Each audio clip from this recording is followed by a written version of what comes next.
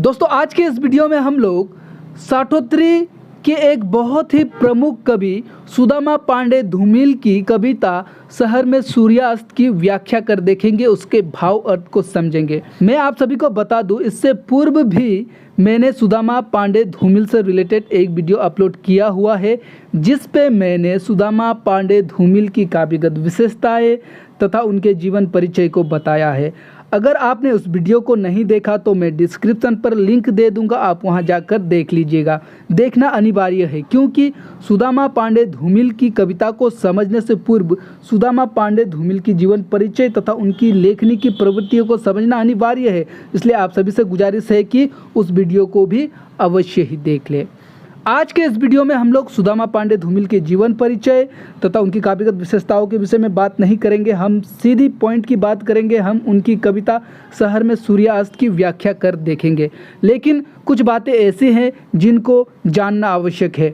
आप सभी को जैसे कि पता होगा, सुदामा पांडे धूमिल जो है मात्र 38 वर्ष के अल्प आयु में ही मृत्यु को प्राप्त हो गए। लेकिन क्या हुआ जो वे 38 वर्ष की आयु में ही मृत्यु को प्राप्त हो गए? हिंदी साहित्य जगत में शायद ही ऐसे कोई लेखक कवि होंगे जिन्होंने मात्र इतने अल्प आयु में हिंदी साहित्य को जो दिया वो किसी अमूल्य खजाने से कम नहीं। वैसे भी एक फेमस डायलॉग आप लोगों ने सुना ही होगा कि बाबू मोशाय, जिंदगी बड़ी होनी चाहिए, लंबी नहीं। चलिए आज के विषय को शुरू करते हैं। विषय को शुरू करने से पहले नमस्कार दोस्तों, दिस इज सागर विश्वकर्मा और आप सभी का मेरे way to learning SB channel में बहुत बहुत स्वागत है। शहर में सूर्यास्त सुदामा पांडे धूमिल की काव्य संग्रह संसद से सड़क तक में संकलित एक बहुत ही प्रमुख कविता है। ये संसद से सड़क तक धूमिल की एक ऐसी कविता संग्रह है जिसने पूरे देश में धूम मचा दिया। दरअसल धूमिल की लगभग 4 कविताएं संग्रह हमें देखने को मिलती है। संसद से सड़क तक, कल सुनना मुझे, सुदामा पांडे धूमिल का प्रजातंत्र तथा धूमिल समग्र। आज हम उनकी कविता संग्रह संसद से सड़क तक में सम्मिलित शहर में सूर्यास्त को पढ़ेंगे तथा उसकी व्याख्या कर देखेंगे। परंतु उसको पढ़ने से पूर्व उनकी इस कविता संग्रह को समझना होगा। संसद से सड़क तक कविता संग्रह का प्रकाशन जो है 1972 में हुआ था। यहाँ से आप अंदाज़ा लगा सकते हैं कि इस कविता का प्रकाशन देश में आज़ादी के पश्चात हुआ था, जिसमें लगभग 25 छोटी छोटी कविताएं हैं। वास्तव में ये कविता संग्रह आज़ादी के बाद समाज में जो भी समस्याएं उत्पन्न हुई उसका एक प्रकार से आईना है। धूमिल की यह कविता संग्रह ही ऐसा कविता संग्रह है जो उनके जीते जी छपी। कहने का तात्पर्य कि उनकी जितने भी कविता संग्रह है उनके मृत्यु के पश्चात ही छपी, परंतु यह एक ऐसी कविता संग्रह है जो उनके जीते जी छपी। सुदामा पांडे धूमिल का मानना था कि हम कविता में उन चेहरे को छिपा रहे हैं जिन्हें वास्तव में नंगा किया जाना चाहिए। शहर में सूर्यास्त कविता हमें असलियत का एहसास कराती है जो दहशत से भरा पड़ा है। तो चलिए आज के इस कविता का शुभारंभ करते हैं और इसके व्याख्या को समझने का प्रयास करते हैं। अध जले शब्दों के ढेर में तुम क्या तलाश रहे हो? तुम्हारी आत्मीयता जले हुए कागज की वो तस्वीर है जो छूते ही राख हो जाएगी। दोस्तों कविता को मैं कई खंडों में विभाजित कर आपको व्याख्या बताऊंगा। तो इस कविता के संदर्भ में अगर आपको लिखना होगा तो आप लिखिएगा, प्रस्तुत पंक्तियां हमारे बीए या फिर एमए।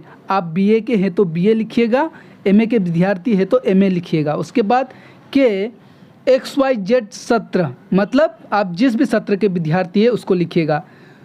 उसके बाद फिर पत्र संख्या, आपकी किस पत्र संख्या में ये कविता संकलित है उस पत्र संख्या को लिखिएगा। आगे फिर लिखिए, शहर में सूर्यास्त कविता से लिया गया है। यह कविता संसद से सड़क तक कविता संग्रह से लिया गया है जिसके रचयिता जन कवि साठोत्री कवि सुदामा पांडे धूमिल जी है। तो इस संदर्भ को आप इस संपूर्ण कविता से आपको जहीं से भी व्याख्या पूछी जाए आप इसी संदर्भ को लिखिएगा। प्रसंग बदल सकती है, प्रसंग में आप लिखिए, इन पंक्तियों के लिए प्रसंग में आप लिखिए कि प्रस्तुत पंक्तियों में कवि समाज के ठेकेदारों की सच्चाई को जनता से अवगत कराते हैं।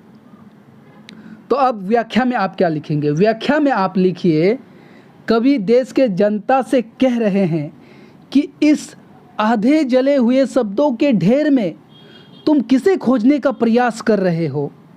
अर्थात तुम इन नेताओं में क्या ढूंढ रहे हो जो सत्ता और धन के लोभ में आधे तो जले हुए हैं? क्या तुम इनमें अपनापन ढूंढ रहे हो? आत्मीयता का मतलब होता है अपनापन। तो कवि कह रहे हैं, क्या तुम इनमें अपनापन ढूंढ रहे हो? अगर हाँ तो सुनो, जहाँ तुम अपनापन या फिर अपने किसी को ढूंढ रहे हो, वे लोग जले हुए उस कागज की तस्वीर की भांति है जिसे तुम छुओगे तो वो छूते ही राख की ढेरी बन जाएगी। अर्थात यह लोग अब जले हुए कागज के राख के समान है। अब इन्हें तुम्हारी फिक्र नहीं है, तुम्हारे लिए अब ये मर चुके हैं, जले हुए उस कागज की तस्वीर की भांति है जिनको तुमसे कोई लगाव नहीं है। इनको नेता बनना था, ये नेता बन चुके हैं, अब इनका तुमसे कोई लगाव नहीं है, ये कहने का प्रयास कवि कह रहे हैं। तो इन पंक्तियों का व्याख्या यही है। फिर आगे की पंक्तियाँ कुछ इस प्रकार है, इस देश के बातूनी दिमाग में किसी विदेशी भाषा का सूर्यास्त फिर सुलगने लगा है। लाल हरी झंडियाँ जो कल तक शिखरों पर फहरा रही थी, वक्त की निचली सतह में उतरकर शाह हो गई है और चरित्रहीनता मंत्रियों की कुर्सी में तब्दील हो चुकी है। बहुत ही सुंदर पंक्ति है दोस्तों। संदर्भ में आप सेम चीज़ को लिखिएगा जो मैंने आपको पहले बताया। प्रसंग में आप लिखिए, आज़ादी के बाद का मोह भंग का चित्रण हुआ है।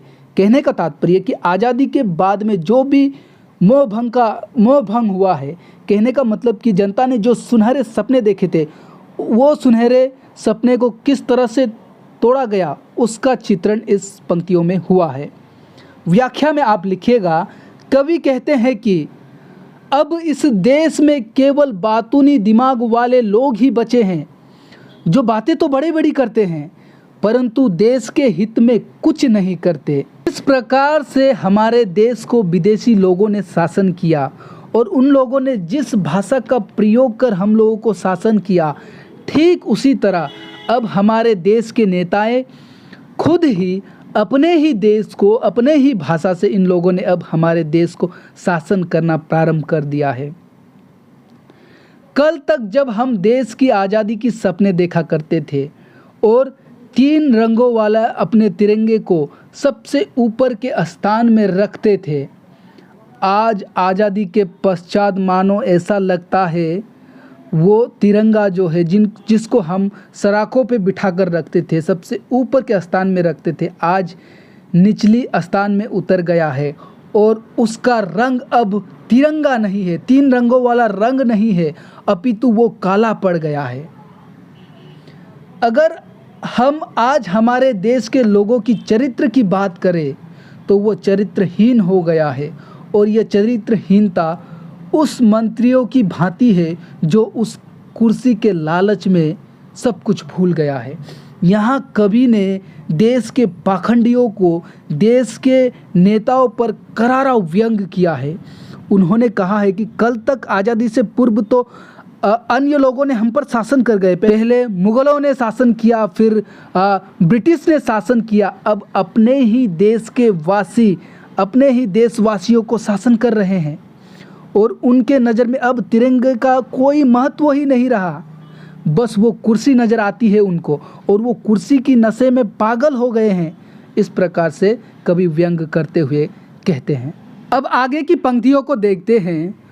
तुम्हारी तरह मुझे भी अफसोस है, मैंने भी इस देश को एक जवान आदमी की रंगीन इच्छाओं की पूरी गहराई से प्यार किया था, मगर अब अतीत से अपना चेहरा देखने के लिए शीशे की धूल झाड़ना बेकार है।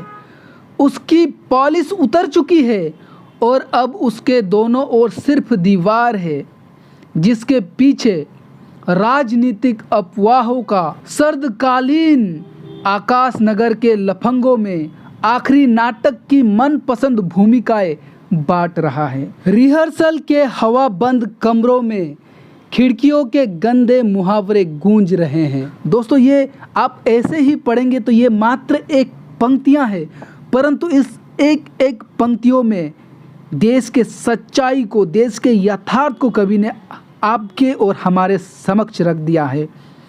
इसको आप गहराई से कविता में खोकर खुद को सुदामा पांडे धूमिल सोचकर पढ़ेंगे तो इस कविता की व्याख्या करने में आपको थोड़ी भी कठिनाइयों का सामना नहीं करना पड़ेगा, क्योंकि आप जानते हैं कि इतने सरल भाषा में सुदामा पांडे धूमिल ने इस कविता को लिखा है, जो कि आक्रोश की भावना से ओतप्रोत वाली कविता है। संदर्भ में आप सेम चीज़ को लिखिएगा।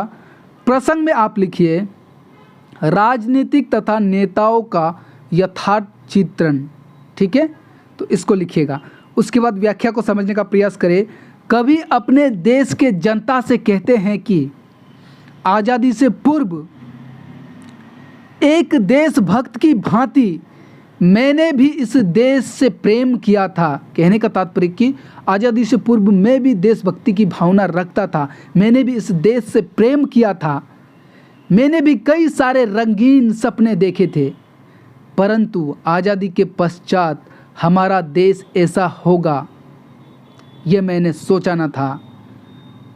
जो आज़ादी से पूर्व मैंने जो देश से प्रेम किया था वो अब अतीत बनकर रह गया है। अब आज़ादी के पश्चात अपने उस चेहरे को देखने के लिए जो देशभक्ति से भरपूर था, अब उस चेहरे को देखने के लिए हमें सबसे पहले आईने से धूल झाड़ना होगा। देखिए, यहाँ कवि कह रहे हैं कि वो आईना जो है उस पर धूल पड़ गया है। अब अपने चेहरे को देखने के लिए भी आईने से सबसे पहले हमें धूल झाड़ना होगा, लेकिन वो भी बेकार है। बेकार क्यों है? क्योंकि जैसे ही हम उस शीशे से धूल को झाड़ेंगे तब हमें ज्ञात होगा कि उस शीशे के पीछे से पुलिस लगी होती है वो पुलिस हट चुकी है और उस पे अब अपना चेहरा दिखाई नहीं पड़ता। देखिए, यहाँ कवि कहने का प्रयास कर रहे हैं कि सबसे पहले तो हमें अपने चेहरे को देखने के लिए शीशे से धूल झाड़ना होगा। हमने धूल झाड़ लिया, उसके पश्चात देखा मिरर में हम लोगों को अपना चेहरा किस तरह से दिखता है, क्योंकि उसके पीछे एक पुलिस लगा होता है, इसलिए हमें अपना चेहरा दिखाई देता है। परंतु जैसे ही उस पुलिस को हटा दिया जाएगा हमें शीशे की आर पार नज़र आएगी, ना कि अपनी चेहरे नज़र आएगी। तो अब हमें शीशे में अपना चेहरा नहीं अपितु एक दीवार दिखाई दे रहा है। अब चेहरे के बजाय शीशे के आर पार हमें एक दीवार दिखाई दे रहा है, जो उस पार भी है और उस पार से देखेंगे तो इस पार भी है। और उस दीवार के पीछे क्या है आपको पता है? उस दीवार के पीछे लफंगे हैं। लफंगे से तात्पर्य है कि समाज के ठेकेदार, नेता, पाखंडी, उनकी बात कविता कर रहे हैं। तो उस दीवार के पीछे वे लोग हैं जो ठंडी और अंधेरे से भरी हुई रात्रि की भांति है। कहने का मतलब कि ये नेताएं ऐसे हैं मानो ठंड तो ठंड, ऊपर से अंधेरी रात जैसे हैं ये नेताएं। अर्थात अब देश अंधेरे में है, कानून भी अंधा हो चुका है। हमारे देश के लफंगे जो है वो आकाश नगर में, अर्थात देश में, आकाश नगर से यहाँ कवि का तात्पर्य कि हमारे देश में नाटक के अंतिम पात्र की भूमिकाएं बांट रहे हैं। यहाँ कवि आखिरी नाटक की मनपसंद भूमिकाएं उन नेताओं के लिए प्रयोग कर रहे हैं जो समाज के ठेकेदार हैं। ठीक है, कहने का तात्पर्य कि अब हर प्रकार से नाटक समाप्त होने को है, हर पात्र आकर जा चुका है। अब हमारे देश के ही पात्र हैं, देश के, हमारे खुद के देश के नेता है, समाज के ठेकेदार है, पाखंडी है, अमीरजादे है, जो अब नाटक का अंतिम पात्र बनकर अब हमारे साथ खेल खेल रहे हैं। फिर आगे कवि कह रहे हैं कि किसी बंद कोठरी में अपने ही देश को शासन करने के लिए ये नेताएं जो है, ये पाखंडी जो है, ये समाज के ठेकेदार जो है, वे रिहर्सल कर रहे हैं। कहने का मतलब कि अपने ही देश को किस तरह से शासन करे उसके लिए ये लोग प्रैक्टिस कर रहे हैं, एक प्रकार से षड्यंत्र रच रहे हैं। और उस बंद कमरे में जो आवाज़ गूंज रही है, जो मुहावरे गूंज रही है, मानो उस बंद कमरे में जैसे खिड़की की आवाज़ जो आ रही है वे एक मुहावरों की भांति लग रही है, जो बहुत ही गंदी है, बहुत ही भद्दी है। आप सोचिए कि खिड़कियों से बजने वाले धुन को अगर आप मुहावरों का नाम देंगे तो वो कितनी गंदी और भद्दी लगेगी। तो इन पंक्तियों की व्याख्या यही है। अब आगे की पंक्तियों को देखते हैं। शाम हो रही है, दिन की मुंडेर पर झुका सूरज अपनी जांघों पर रोशनी की गुलेल तोड़ रहा है। रंगों की बदचलन इच्छाएं शहर का सबसे अच्छा शोकेस तैयार कर रही है। तो प्रसंग में आप लिखिए, प्रस्तुत पंक्तियों में शहर में बैठे समाज के ठेकेदारों का पर्दाफाश कराया गया है। ठीक है, तो इसको आप प्रसंग में लिखिएगा। व्याख्या में आप लिखिए, इन पंक्तियों में आपको ये ज्ञात हो जाएगा कि इस कविता का शीर्षक शहर में सूर्यास्त क्यों दिया। ठीक है, तो आगे देखिए। कवि कह रहे हैं कि आज़ादी के पश्चात जो सोचा था एक नया सूरज उगेगा और सूर्योदय होगा, परंतु यहाँ तो सूर्योदय की बात छोड़ दे, यहाँ तो शाम होने लग गई है और दीवार की ऊपरी सतह तक अब अंधेरा छाने लगा है। आज़ादी के पश्चात का सूरज भी झुका हुआ सा है। कहाँ झुका हुआ है? अपनी जांघों तले झुका हुआ है। कहने का तात्पर्य कवि कह रहे हैं कि आज़ादी के पश्चात अभी भी जनता झुकी हुई है। उस नेताओं के आगे, उन अमीरजादों के आगे आज भी देश के पिछड़ी वर्ग, निम्न वर्ग, मजदूर लोग झुके हुए हैं। शहर में बसने वाले लोग इस झुके हुए सूरज की रोशनी से गुलेल तोड़ रहे हैं। दोस्तों, गुलेल का अर्थ होता है कि दोनों दांतों के बीच किसी चीज़ को काटना। तो यहाँ कवि कह रहे हैं कि शहर में बसने वाले लोग इस झुके सूरज की रोशनी से गुलेल तोड़ रहे हैं, अर्थात देश के निम्न वर्गीयों, देश के जनताओं को वे अपने दांतों तले, दांतों के बीच रखकर चबा रहे हैं, उसको काट रहे हैं। कहने का तात्पर्य कि हमारा शोषण कर रहे हैं।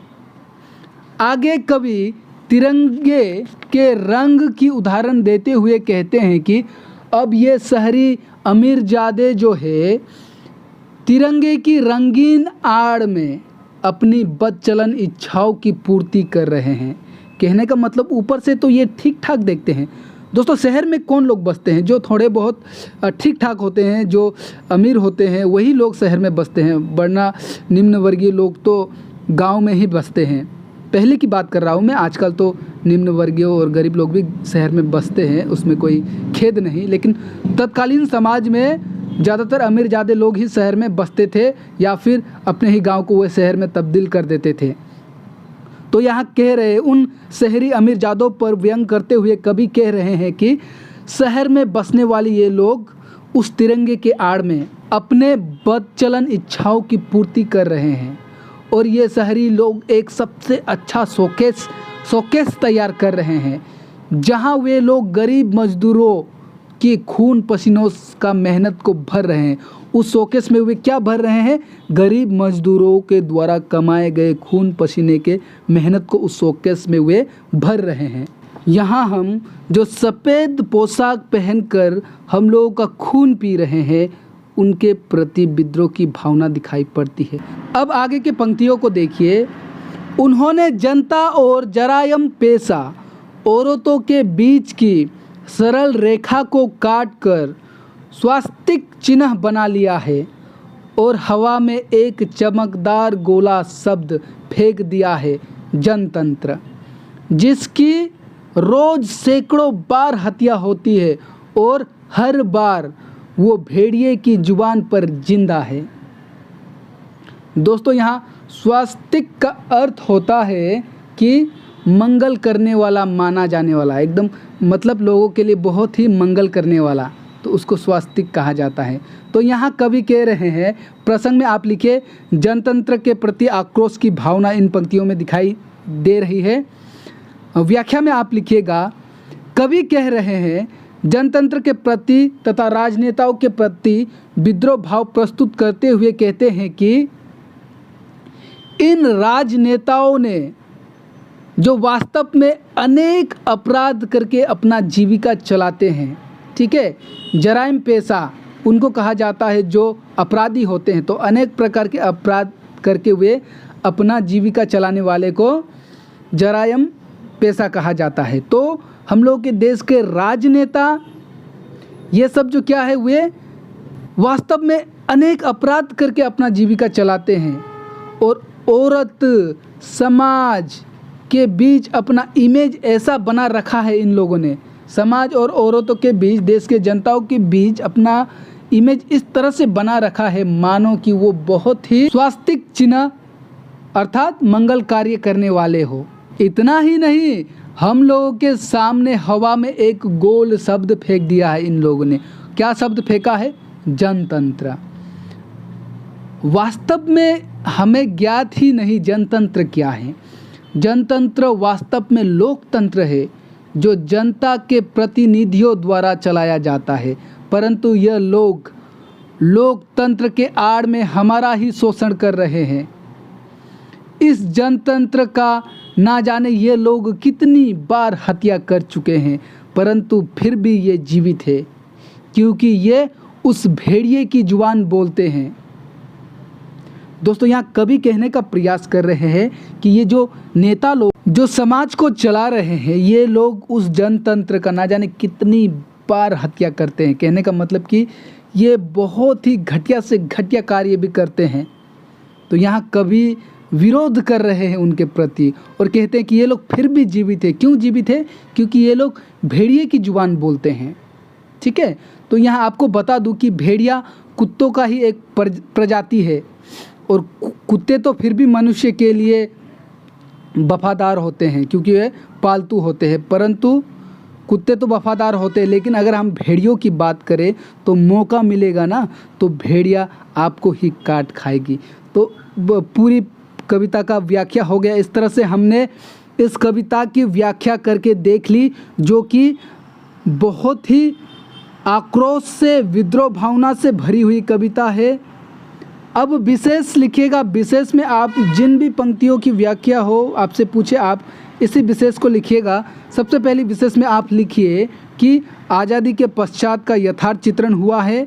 नंबर 2 में लिखिए भाषा का सरलता पूर्वक अपितु व्यंग्यात्मक रूप से प्रयोग किया गया है। तीसरी विशेषता में लिखिए, विशेष में लिखिए जनतंत्र के प्रति आक्रोश की भावना दिखाई गई है, ठीक है। तो ये विशेषताएं हैं। मैं आशा करता हूँ कि आप लोगों को इस कविता की व्याख्या समझ में आई होगी।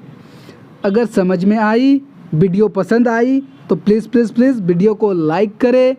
कुछ पूछना हो तो कमेंट करें, अपने दोस्तों को शेयर भी करें ताकि उनकी भी सहायता हो, और बेल आइकन को दबाना बिल्कुल भी ना भूलें। और हाँ दोस्तों, सब्सक्राइब के लिए मैं नहीं कहूँगा क्योंकि आपने सब्सक्राइब तो अवश्य ही कर दिया होगा। मेरे कहे बिना ही आपने सब्सक्राइब तो कर ही दिया होगा, मैं ऐसी उम्मीद करता हूँ। तो चलिए दोस्तों, मिलते हैं बहुत जल्दी किसी अन्य विषय के साथ। तब तक के लिए जय हिंद, जय भारत, नमस्कार।